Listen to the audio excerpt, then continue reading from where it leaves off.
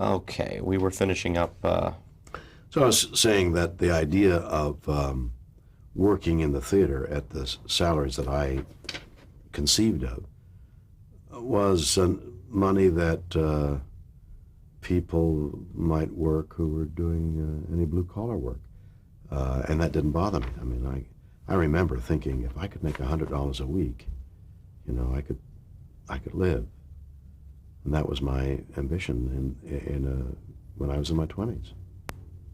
If I could make that kind of money acting, I could stay alive. Where did that decision lead you? Where did it lead me? Lead me? Lead you next. Well, it led me on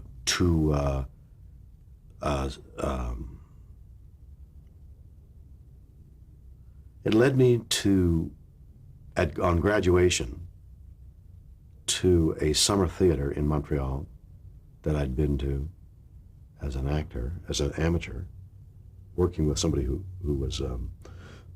had directed me in amateur theatricals and now had the use of this theater. And they had filled their acting company up, and I was able to get a job as an assistant manager, selling tickets and things like that, and playing the ingenue, the young man, not the ingenue. And then when I was able to play those parts well and lose enough tickets and money, I couldn't keep track of it, they fired me as the assistant manager and kept me on in the acting company. And the same thing applied that fall in Ottawa at the Canadian Repertory Theatre. I went there as assistant manager, couldn't keep track of the money and tickets, and was fired again, but hired as the actor. And then I was going back and forth for 3 years, I think, doing summer and winter repertory, where I do play a week. You sure there wasn't a subconscious effort on your behalf to get acting roles rather than business? Probably, but you know, when you're doing a play at night and rehearsing a play during the day, and then they want you to take over some of the front office duties, it was difficult. Those were tough years in Ottawa. You had virtually no money, as recollected. Did your father's admonitions come back to haunt you during those years? I always thought, well, I'll go back to Montreal. I can go back to Montreal if this doesn't work out. I thought that for years. The location changed as I thought back, as I came down here. I thought, well, I can always go back to Toronto, acting in Toronto by that time. So it was always like, I could go back to Canada if I fail here and maybe pull myself together. It was an option your father left open?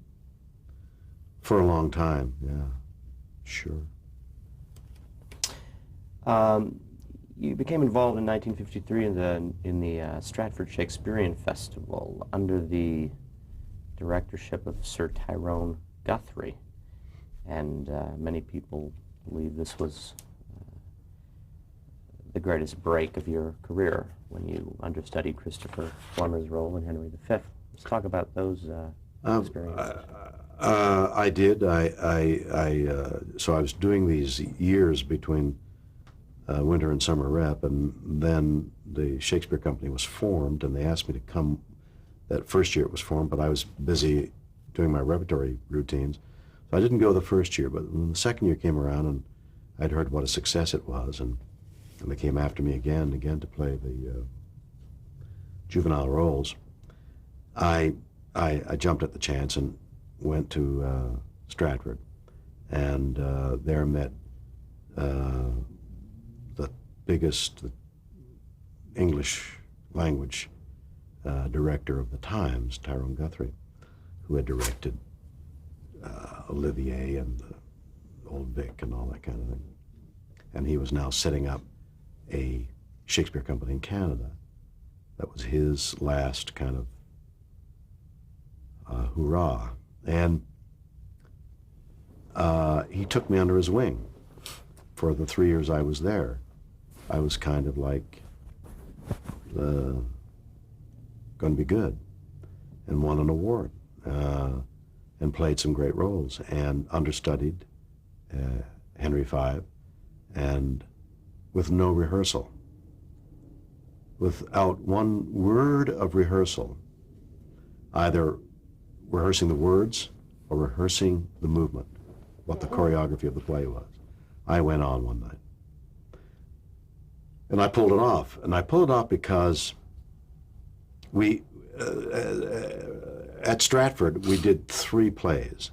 And we rehearsed 2, alternately, like 6 hours on one and 6 hours on the other. Kept the third in reserve. And then we opened one play, and then a week or so, or shortly thereafter, we opened a second play. Then we began to rehearse the third play, which we then melded into the repertory during that summer. So we had 3 plays running. So I was understudying one of the 2 plays that we were rehearsing to begin with. I understudied the lead, and I was playing a part. So I was there all the time, and I saw the choreography, and I learned the lines, which was the key thing. I went home every night, learned a huge part. Now, when you're an understudy, 10% of your mind is saying, I'll go on. I mean, the other 90% says, oh my God, if I do go on, what'll I do? The possibilities of going on as an understudy are very limited. And the concept of going on while in rehearsal, because now we were starting to rehearse the third play, never entered anybody's mind, including management, so we never had a rehearsal. And then one day, Christopher Plummer was playing Henry V, got ill instantly in the afternoon. And they came to me and they said, do you think you can do it? And I said, well, do you think I could talk to the actors who are playing the roles? Because I hadn't even talked to those actors. I had butted heads a couple of times. You know, I had spoken to the other understudies, like, wow, that's a big part. And yeah, and when will we do it? In about 3 weeks, we'll start. We're, oh, great. That kind of conversation. But the lead actors in the part, I mean, you know, I'd barely spoken to that, barely spoken to, hello, good morning. Now I was going to have to deliver lines of great verve and force and wear a costume I'd never worn before and walk in steps I'd never gone on before and face 2,200 people shortly after we opened. So, I mean, there were many critics in the hall. And none of that daunted me. A man is dying on our right. Let's go over that again. None of that daunted you. None of that daunted me. None of that, it never occurred to me that I would fail. It never occurred to me that I wouldn't remember a word. It never occurred to me to be fearful. And so I went on. And the thought, as later expressed, was the muse was on me. I was blessed. I was in some kind of other dimension as I spoke these many speeches.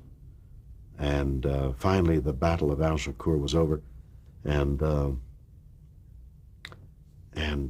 Henry is on the battlefield with his brother and the rest of his coterie of friends, and the big speeches are over.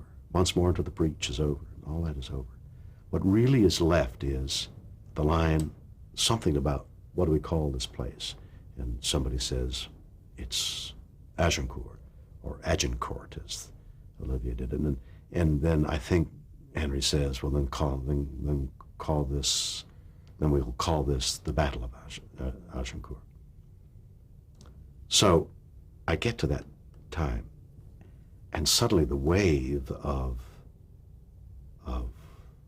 relaxation swept over me, and I couldn't remember the line, what do we call this place? So I went over to the guy who was playing my brother, Henry V's brother, the part that I played ordinarily. That guy had memorized everybody's part in the play. He, when somebody missed a line in rehearsal, instead of referring to the stage manager who had the book, this guy would give you the line. He had the whole play memorized. And I saw him across the stage. I thought, oh my God, he'll know the lines. So I walked over to him. Now the cast is, what's Shatner doing? Put my arm around him. And I said, what are the words? because it was a thrust stage, and there are no wings. There's nobody to say, the line is, or go off. You couldn't go off. What's the words? And he went. So I walked back, and then the lines came, and I went on. Later, somebody said, what a brilliant piece of choreography. Exhausted, brother goes to brother, leans on him for strength, and comes back renewed. Little did they know. That performance is also remembered for a very halting staccato style, which became your trademark. I don't know. Is that so? I thought I was mellifluous. Well, perhaps the critic I read had it wrong. Or perhaps I was trying to remember the lines. Perhaps you were trying to remember the lines. They attributed it to that. When you were working at the Stratford Shakespearean Festival, you were working with the likes of Alec Guinness, Anthony Quayle, James Mason, the kind of osmotic learning that you would get from people well, like that's that. True. I once did Death Trap. I did Death Trap on tour. And I was in Denver doing Death Trap, and some people at Boulder had asked me to come out during the afternoon before the evening performance for a homemade Chinese meal. Some Chinese people were on staff at the University of Colorado in Boulder, and I drove 60 miles out there, and they had lunch, and they made Chinese lunch. It was great. And they poured a thimbleful of some Chinese wine for me to drink. Toasted, drank the wine. And somebody was with me, my wife or somebody was, we drove back. And they must have used MSG or something in the food, because I could see my fingers beginning to swell, and the wine went to my head. And I got to the theater, and I was kind of like dazed. And I went on in the play. And the effect with either the food or the liquor, the thimbleful of wine, made it so I couldn't remember what I was doing. I couldn't remember the rehearsal. I couldn't remember what had been pre-planned. It was all just coming out of me. And it was an extraordinary performance because it was dangerous. It was on the edge. And so that performance of Henry V must have been on the edge.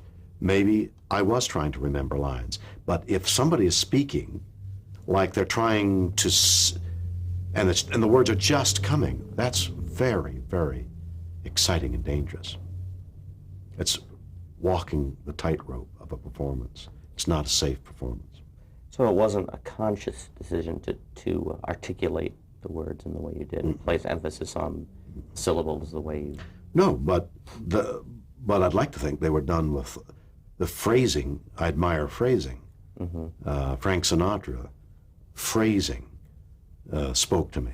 And so words, you don't think in terms, I don't think you think in terms, one doesn't think in terms of sentences. One thinks in terms of the key word that you want to communicate to you. So the word communicate comes out with the emphasis, and then everything else is, you can disperse with everything else. I want to communicate with you. I don't care about with you. I want to communicate. I'd like to talk about that a little bit more later when we discuss your specific range of acting styles, of which there are many.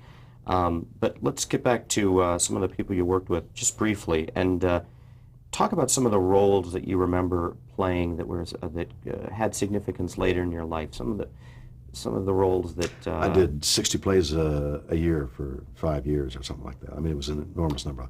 All the little dramas. Well, let me remind you, Lucius and Julius Caesar, Lucretio and the Taming of the Shrew, the Duke of Gloucester and Henry V, Gratiano and the Merchant of Venice. Oh, this you was mean just a wide range of training. Well, at Stratford we were experience. We were a group of people at Stratford, and there were a half a dozen young actors like me, all vying for the roles. Each was a different type.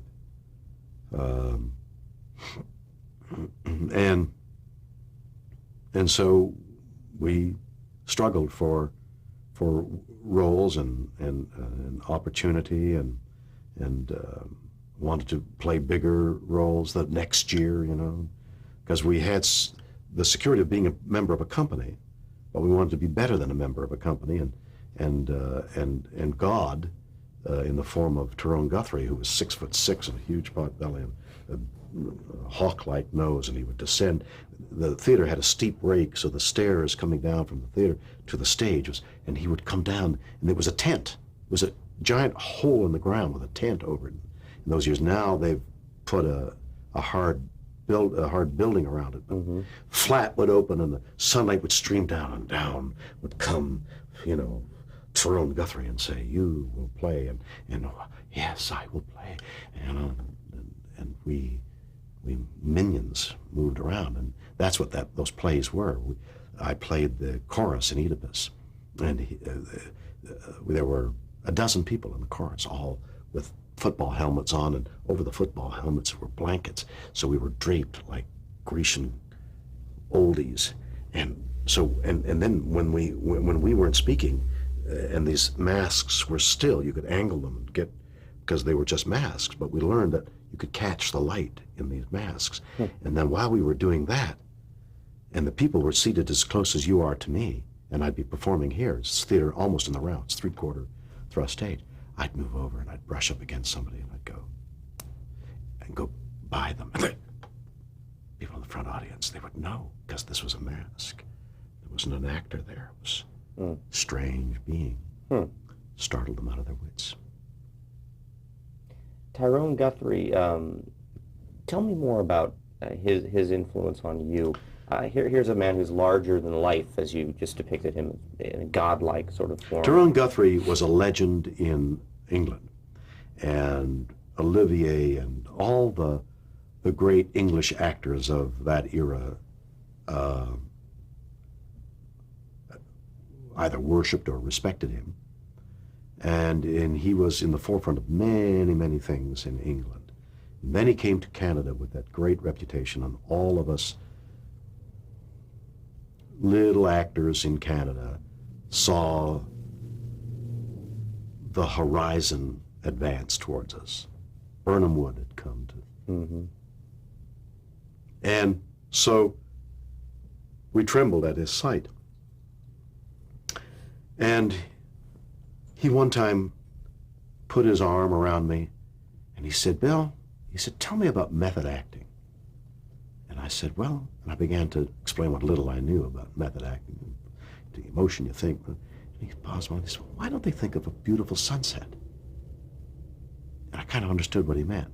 There's a grander scheme in a beautiful sunset than trying to call up some emotion.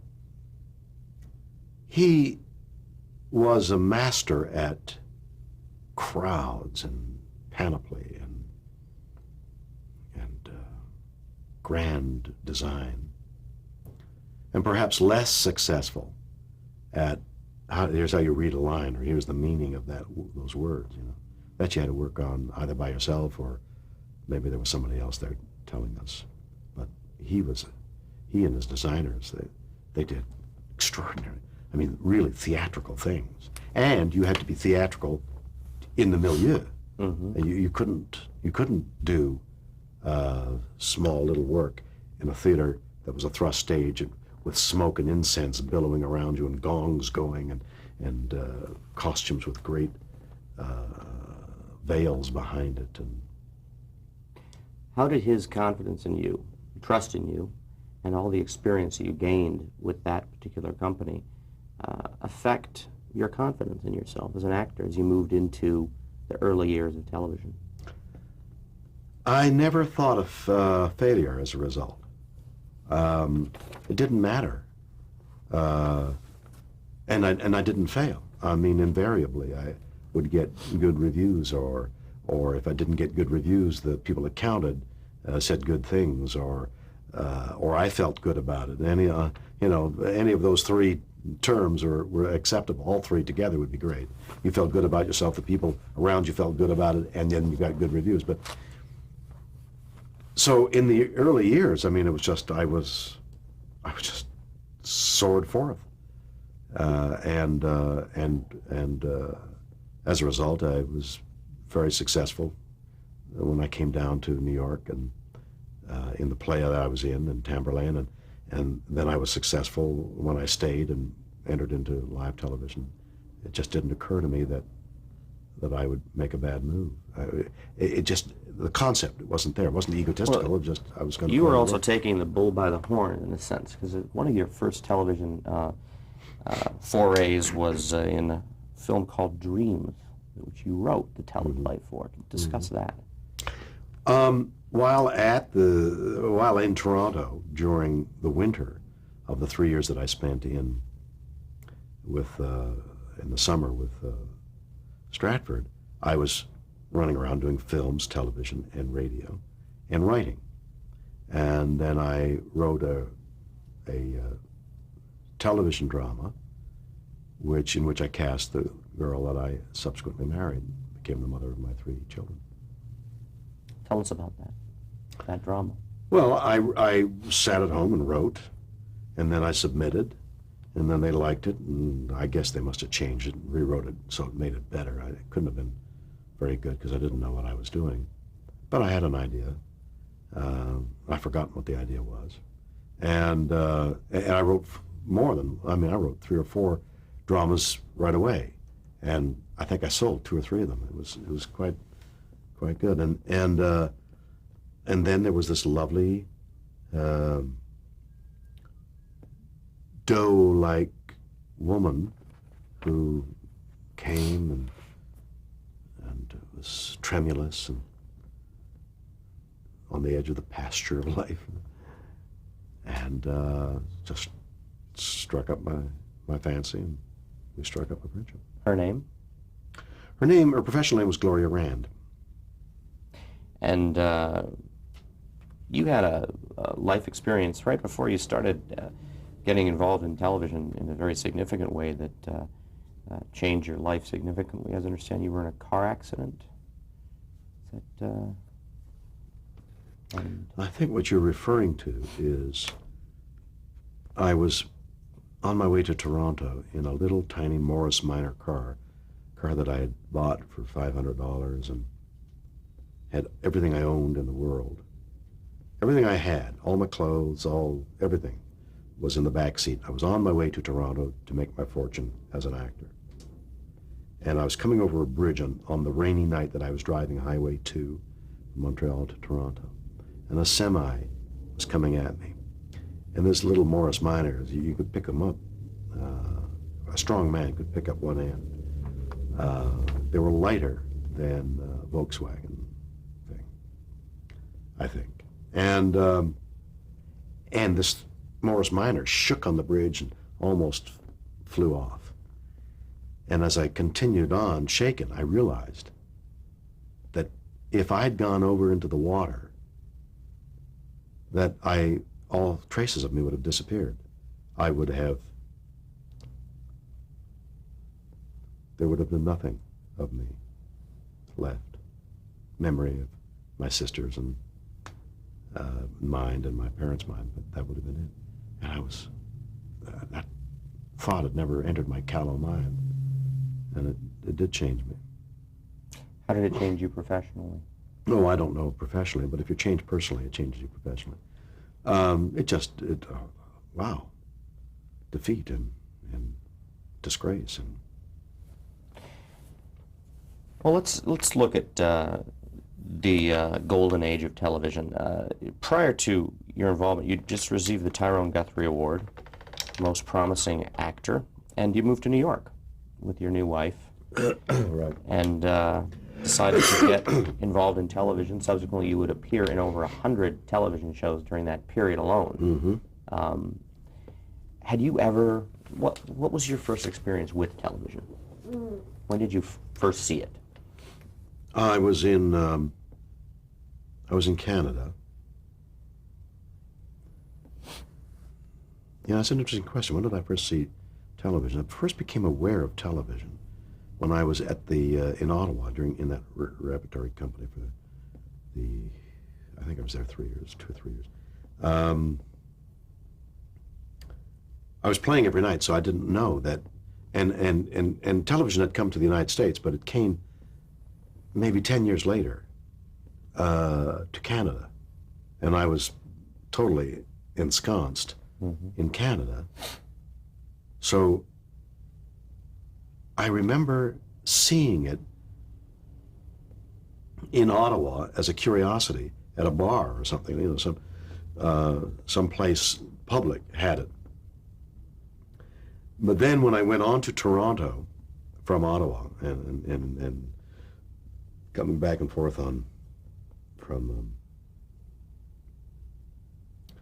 from Stratford, I began to knock on doors in television producers with the Canadian Broadcasting Corporation.